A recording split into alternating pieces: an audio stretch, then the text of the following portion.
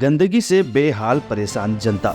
Heritage नगर निगम के ward 81 व 79 के जनता ने मीडिया से लगाई गुहार।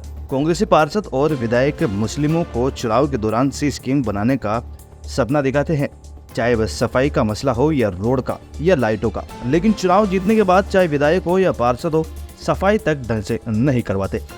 बीजेपी पर तो आरोप लगते थे कि मुस्लिम कॉलोनी में काम नहीं करती, लेकिन अब तो ऊपर से लेकर नीचे तक कांग्रेस से फुल बहुमत से जीत कर आते हैं। लेकिन काम करने की रफ्तार, चाहे सफाई हो या रोड का हो या कोई अन्य काम जो भाजपा राज में होता है, वही कांग्रेस राज में होता है। महापौर की दावेदार राबिया कुरैशी अपने ही वार्ड में सफाई व्यवस्था कायम नहीं रख पाती। आसमा खान, उन पर भी यही आरोप लगे हैं। आखिर कब निजात मिलेगी? मुस्लिम मोहल्लों में गंदगी से गलियां भरी हुई है, जिसके सीम गुलजार मस्जिद में भी आ रही है। एक गली का तो जो रास्ता है वही गंदगी से भरा पड़ा है। अगर पार्षदों का और विधायकों का यही रवैया रहा तो चुनाव में कांग्रेस के नतीजे पलट सकते हैं।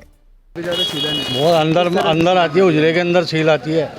और पार्षद कोई से भी सुनवाई नहीं करता, कुछ भी नहीं है। बस ये कहते हैं ठीक है करवा देंगे, कुछ भी नहीं करवाते। बात बाकी बार जमा होके चले गए आदमी। कौन सा पार्षद का ये?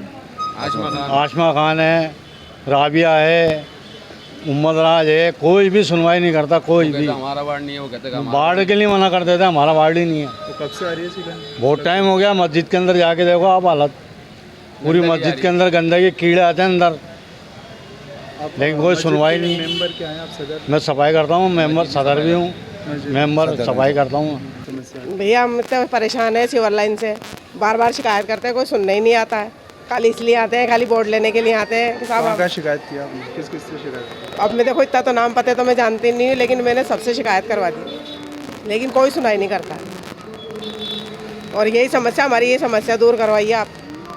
हमारी ये समस्या है, ये जो आप गली पीछे देख रहे हैं, ये हमारा रास्ता हुआ करता था। इस पार्षद से पहले वाले पार्षद के दौर में काम होता था थोड़ा बहुत, लेकिन अब बिल्कुल भी काम नहीं है। ये देखो आप, पूरी गंदगी हो रही है यहाँ से यहाँ तक पूरी।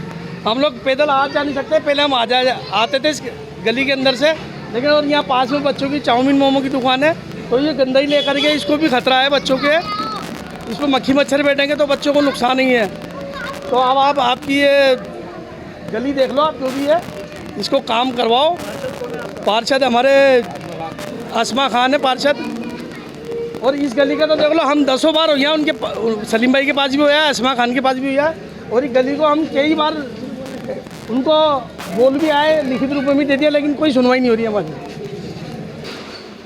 ये मेरी नहीं बदकिस्मती की बात है कि जिस मोहल्ले में मैं रहता हूँ उस मोहल्ले में वाकई लोग सफाई से परेशान हैं। आपने खुद ने देखा होगा अभी जब आए हैं कि मस्जिद के आगे सीवर लाइन रुकी रहती है, बहती रहती है।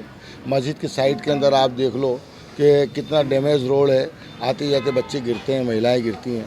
मस्जिद के पीछे जो गली है उससे पूरी मस्जिद के अंदर सीम आती है, मुझसे मस्जिद की दरियाँ साफ ख़राब हो जाती हैं और फर्श ख़राब हो जाता है। फर्श एकदम दलदल की तरह गीला हो जाता है। और ये बात सही है कि रात और दिन मेरे को इस मोहल्ले से गुजरना होता है, क्योंकि मैं उस मोहल्ले में पला बड़ा हुआ हूँ। अब मोहल्ले की परेशानी को देखते हुए कभी जब लोग ज़्यादा परेशान हो जाते हैं तो मैं अधिकारियों से ऊपर पढ़ के काम करा भी लेता हूँ ना। तो ये बात हकीकत है, लोगों का कहना सही है कि जैसे ही मैं किसी अधिकारी से काम कराता हूँ तो या तो उस इंस्पेक्टर का ट्रांसफ़र करा दिया जाता है, या उस अधिकारी को जो डीसी हो चाहे सीएसआई हो, उनके ऊपर एमएलए का दबाव इतना तगड़ा बना दिया जाता है कि आप उम्र दराज के कहने से काम नहीं करेंगे वहाँ। मुझे ये नहीं लगता कि हमारे एमएलए साहब को ये समझ में नहीं आता कि मैं आरएसएस का पार्षद हूँ या भारतीय जनता पार्टी का पार्षद हूँ या मैं कोई और पार्टी का पार्षद हूँ, जबकि मैं कांग्रेस का ही पार्षद हूँ। कांग्रेस से 4 बार मैं जीत चुका हूँ और इन एमएलए साहब के चुनाव में इतनी मेहनत करी है कि कांग्रेस के अगर हम काम कराए हुए पार्षद नहीं होते या अगर जनता के बीच हमारी पकड़ नहीं होती तो ये क्या एमएलए साहब जीत जाते हैं? ये इनके दिमाग में गलतफहमी है कि ये अपने बल पर जीते हैं। देखिए, संगठन जो होता है वो एक मजबूत चीज़ होती है। जब जयपुर शहर अध्यक्ष को मैंने किसी सम्मान के लिए यहाँ बुलाया तो उन्होंने जयपुर शहर अध्यक्ष से पूछ लिया कि आप मेरी कॉन्स्टिट्यूंसी के अंदर बगैर पूछे कैसे चले गए। मैं ये पूछना चाहता हूँ कि जयपुर शहर अध्यक्ष उनके अधीन है या वो उसके अधीन है? मतलब आप इसमें संगठन जबकि सबसे बड़ा होता है, मगर उस संगठन को एमएलए साहब इस तरीके से डांट देते हैं। जयपुर शहर अध्यक्ष को उन्होंने इस तरीके से कह दिया कि आप मेरे बगैर पूछे क्यों चले गए। देखिए, वो इस वक्त के नाखुदा हैं। अपने आप को उन्होंने इस एरिया का भगवान मान रखा है ठीक है, आप मानिए आप जीते हुए जनप्रतिनिधि हैं, आप एमएलए हैं, बहुत अच्छी बात है। और आप जो है मतलब जिस तरीके से एटीट्यूड रखते हैं, जिस तरीके से आप अधिकारियों से कहते हैं कि साहब अगर उम्रदराज के कहने से आपने काम कर दिया तो आपका ट्रांसफ़र करा दिया जाएगा, आपको जो है मतलब अच्छा नहीं होगा, तो ये मेरे समझ में नहीं आता। उम्रदराज को घर का काम तो कराता नहीं, जनता का काम कराता है।